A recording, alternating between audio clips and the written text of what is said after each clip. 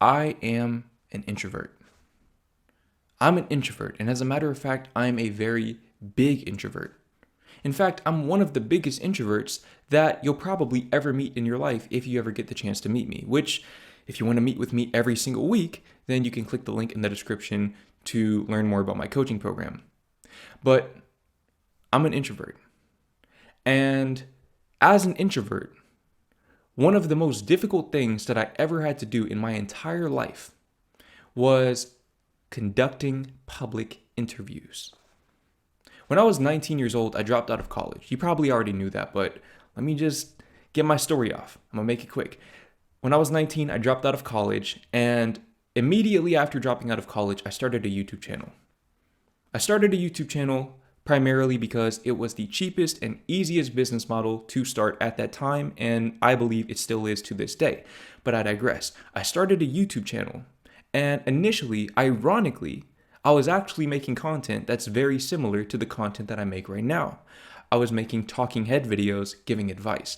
But I guess at that time, I just either wasn't credible enough, or maybe I hadn't done enough in my own life, or I lacked the confidence. Whatever it was, I eventually strayed away from the self-improvement content because it simply wasn't gaining any traction. It wasn't gaining any sort of traction at all. Story times, self-improvement, the talking head videos simply weren't doing it for me.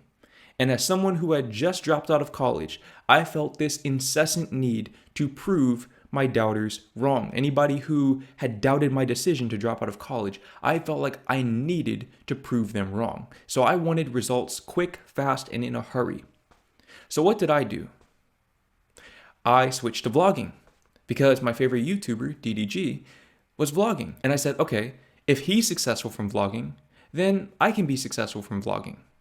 He doesn't have anything that I don't have, other than the millions of dollars and the supercars and the mansion in LA. But aside from those things, we're pretty much the same. Kind of, I guess. So I started vlogging. And that didn't work either. And not only did it not work, but I quickly realized that I really don't like vlogging. Because again, I'm an introvert.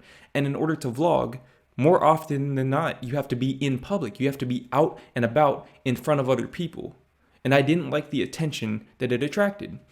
So that was a dub as well. So then it was on to the next idea, which was public interviews. Public interviews. Again, I am an introvert, and I already established by this point that I don't like filming in public. So what on earth inspired me to start doing public interviews? Desperation. Desperation. That's all it was. I was desperate. I really wanted YouTube success, and I was willing to experience any and all discomfort that I needed to experience in order to obtain it. So I made the decision that I was going to do public interviews. And to solidify this decision, in one of my last vlogs, at that time at least, I said that I was going to give public interviews a shot. So now I was being held accountable by all 300 of my subscribers. So I want to say around October or November, I finally built up the courage to stay true to my word and go out and film that first public interview. And it was one of the scariest experiences of my life, but I put my all into that video. Editing, filming, all of it. I gave it my best shot. And it did well. It did a lot better than the other videos that I had posted up to that point. So I did another one and another one and another one, and I kept doing them. And I would post clips to TikTok, and the clips started doing very well. So I started gaining an audience or a following on TikTok and channeling them over to my YouTube channel. And now I had around 500 or 600 subscribers, and things were going very well. But I hated what I was doing. I hated making the public interviews. I despised doing it. But at the same time, I was so resentful because of the fact that in spite of me despising doing it, I was still forcing myself to do it, and I was making better public interviews. I still believe this to this day, by the way. I was making better public interviews than everyone else in the space, or at least most people in the space. People who had way more subscribers than me. I was making better videos than them, putting in more effort than them. But I wasn't getting the views that they were getting. So you can imagine the level of resentment and bitterness and envy that was brewing in my heart. Because I'm doing something that I don't even want to do in the first place. And I'm doing it better than everyone else. And I'm still not getting results. And this just went on for months. And then I finally came to my senses and I realized I don't want to blow up doing this. If I blow up doing this, I am going to be miserable. It doesn't matter how much money I make from this. I would probably damn near rather go back to school than have to do this for the rest of my life. And so I stopped. Ironically, about a month after I stopped, quarantine happened. So even if I hadn't stopped, I still would have had to stop anyways. So I'm saying this to say that public interviews did not work out for me. And I'm exceptionally glad that that's the case. I'm very, very glad that the public interviews didn't work out for me, because my decision to quit doing the public interviews and instead focus on a rudimentary version of the content that I'm making now, which at that time it was ASMR poetry content, my decision to focus on creating content that more accurately reflected who I was and who I am at my core ended up being one of the greatest decisions that I ever made in my life, because the ASMR poetry content facilitated the self-improvement content. That was just the next evolution of the ASMR poetry content. I was being vulnerable. I was expressing myself, and I attracted an audience of people who resonated with my vulnerability and who felt like I could provide them with value. So, in other words, that season of my life where I was giving it my all, doing the public interviews, and not seeing results. I was seeing better results than before, but not really seeing the results that I needed in order to prove the doubters wrong, if you will. That curse, at least that's how I perceived it at the time, what I thought was a curse at that time ended up being one of the greatest blessings of my life, because I ended up scaling my channel past 100,000 subscribers and making over $100,000 by talking to a camera in my room. That right there is a major, major blessing. But at the time, it felt like the greatest curse I had ever encountered. I thought it was unfair, I thought it was unreasonable, and I just couldn't wrap my mind around it. But to this day, I am exceedingly glad that I did not blow up doing those public interviews. Because if I had blown up doing that, I would probably be back in college right now. I would probably be back in college and I would be miserable. Now, with that YouTube money, I just mentioned that $100,000. I didn't make it all in one year, by the way, but over the years, made over $100,000 online. With that YouTube money, I eventually bought myself or rented out an apartment, a really, really nice apartment in this affluent suburb of Dallas, Texas, the city called Allen. Very, very wealthy area. You can go on Google Maps and literally go to Street View anywhere in Allen and it's going to look nice. It's going to look bougie. It's a nice city. I wanted to reward myself for all of the hard work that I'd put in.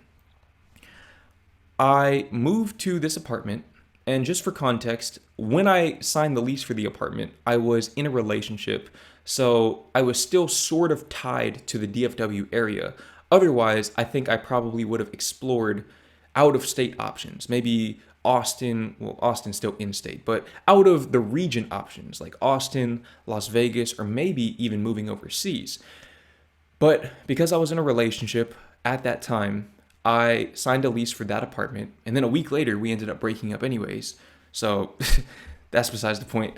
I ended up moving into that apartment that following November, so a few months later, and once I got to that apartment and got a chance to settle in and move beyond the initial novelty of having my own place and having a nice place at that, reality hit me. I was single and I was isolated. You see, Allen, Texas is a very affluent city. It's a very nice city. But one thing that I found is that oftentimes youth and affluence are mutually exclusive. There are very few young people who are also making enough money to live in those kinds of cities. And I just so happen to be one of them. And the ones who do make enough money typically have a partner already. So there are very few young singles in Allen, Texas. And the median age for, I don't know if it was women or people, but the median age for my dating prospects in Allen, Texas, we'll just say it was for women, was 37.6. That was the median age. I was 21 going on 22 when I moved into that apartment. Listen, age ain't nothing but a number until it is more than a number. I'm not dating somebody twice my age. Point blank, period. I don't care who they are. I don't care how bad they are. I would never date somebody twice my age. If you would, then that's cool. Maybe you should move to Allen. But for me, that shit was not working out. And I became, again, very resentful and very, very bitter because I was living this really nice lifestyle. Money was no longer an issue. I had my dream car, not my dream car, but a very nice car for that age, or really for any age, BMW, brand new, living in this nice apartment. And I've made my YouTube dreams come true. I've proven everybody wrong, and I've done it from the comfort of my bedroom. Basically an introvert's dream. But I had no one to share it with. And very quickly, I realized that there was this gaping hole in my life that only a woman's presence could fill. It's not to say that you should rely on women to feel complete, but at that stage of my life, that felt like the missing infinity stone. So I said, I need to find me a girl that I could share this with. But again, 37.6. There were no options. I even got back on the dating apps. This is all documented. You can go back and look and see me on Tinder swiping on stream live because I was desperate. Again, I was coming from this place of desperation. I didn't understand why there were no women in this general vicinity. But of course, again, in retrospect, I realized that young single women just don't gravitate to areas like that. For one, because they don't have enough money, and two, because the area is boring. Affluent suburbs are boring. They're quiet. There's nothing to do. They're safe, but they're boring. So young women were not flocking to Allen. And I went on the dating apps and I found a few people. There were a few who I considered to be credible options on the dating apps. And there was a point in time when there were, I think, 4 potential candidates that I was looking to take off of the apps and go on dates with and get to know better so that I could see if they were actually relationship material. And then all 4 of these women, I shit you not, all 4 of these women ghosted me in one weekend. In one weekend. What kind of cruel, twisted shit is that? I got ghosted by 4 women in 48 hours. 48 hours. Friday night, I was talking to these 4 girls on the app. Sunday night, none of them were in contact with me at all. I think maybe even a couple of them unmatched me. And at the time, I was a little bit salty. I'm not going to lie, I was a little bit salty, but at the same time, that served as a wake-up call for me. I realized that, wait a minute, this could be another public interview situation. Maybe there is an opportunity in this curse that I'm simply not seeing because I'm allowing this resentment to cloud my judgment. Maybe I should get off of the dating apps and simply allow things to work out as they will so that I can see my situation from a bird's eye perspective. And so that's exactly what I did. I surrendered. I didn't give up, but I let go. Big difference there. Giving up means that you accept the reality that there's a 0% chance of you achieving your outcome, your desired outcome. Letting go means that you accept the reality that there's a 100% chance of you achieving your desired outcome. I chose to let go.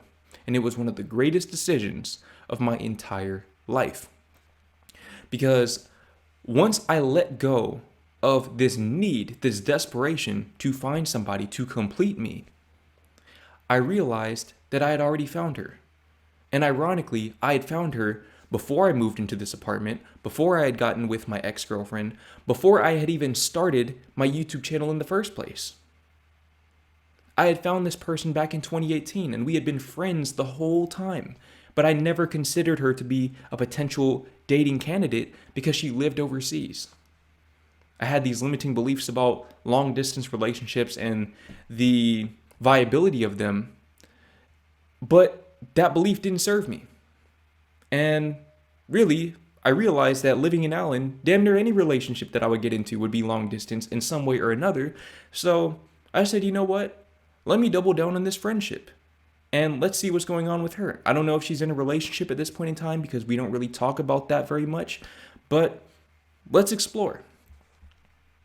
Now, 2.5 years later, I am filming this video from her bedroom in the Netherlands, across the world. It worked out. It ended up working out.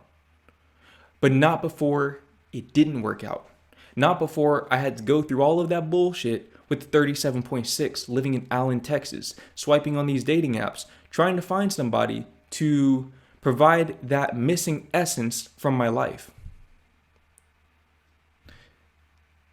By me accepting the fact that things were going to work out the way that they needed to, even if that came at the expense of them working out the way that I wanted them to, by me accepting that fact, I opened up the door for this blessing to occur.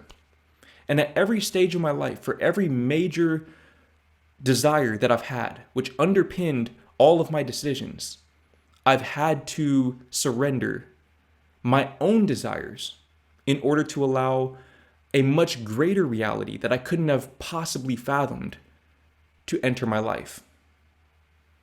Your greatest curse is often your greatest blessing, but only if you let go, only if you understand that everything is working in your favor. Whatever bullshit you're going through right now, I'm not here to invalidate it, but I do want you to ask yourself this one question. Why is this happening for me? Instead of asking yourself, why is this happening to me? Ask yourself, why is this happening for me? What lessons can I derive from the situation? And when you do that, I promise you, I'm living, breathing proof of this. I promise you that the answer that you'll find will be beyond anything that you could have ever possibly imagined.